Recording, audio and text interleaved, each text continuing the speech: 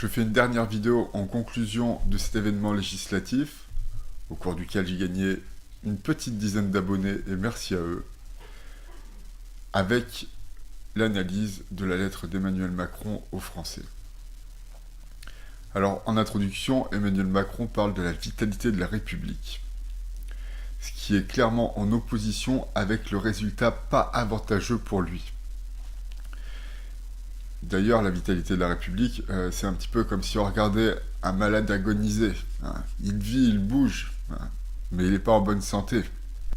Alors, Emmanuel Macron analyse les résultats en nous disant que les forces républicaines ont une majorité absolue, que les Français ont refusé que l'extrême droite accède au gouvernement, finalement que personne ne l'a emporté, donc c'est un petit peu tout ça contradictoire. Hein.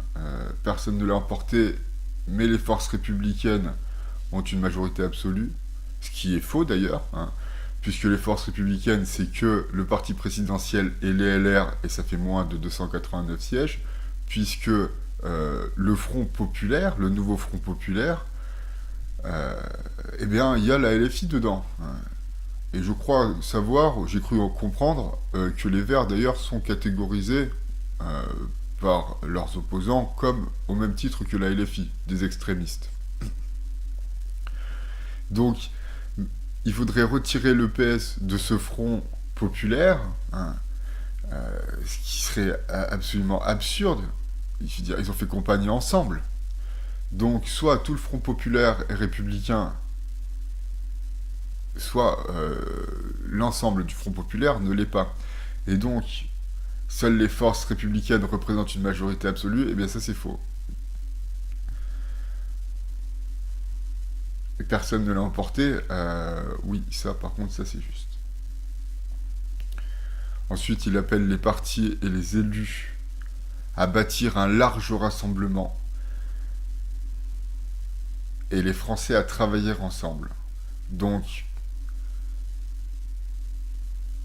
il veut bâtir un gouvernement d'union nationale, comme on dit,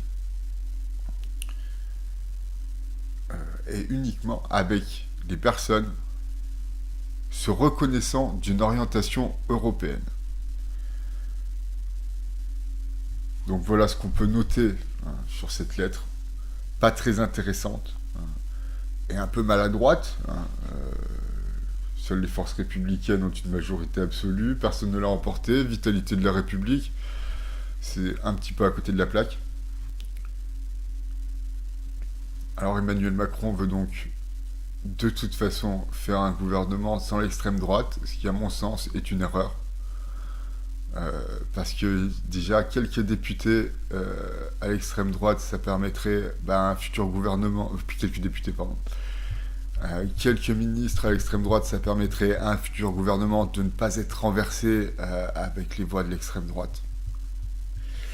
J'ai du mal à concevoir un futur gouvernement sans des ministres d'extrême droite et sans des ministres d'extrême gauche, un peu moins, parce que donc si on considère uniquement la LFI comme l'extrême gauche, ça fait que 90 sièges, alors que le RN c'est 120 ou 120 à eux tout seuls, je crois.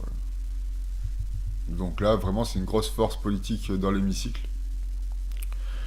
Et donc, il faudra bien qu'il y ait des ministres d'extrême droite, à moins que, donc, le PS et la LR aussi s'allient avec le parti ensemble pour faire une union solide, ce qui serait, à mon avis, malfaisant, n'ayons pas peur des mots.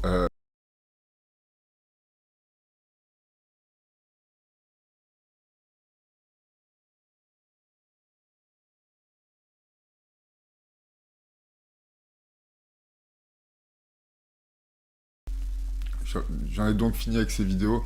Je ferai peut-être une vidéo en fonction de ce qui se passe à l'Assemblée, avec la différence, avec la nomination des différents postes. Rien n'est moins sûr. Aimez-vous les uns les autres.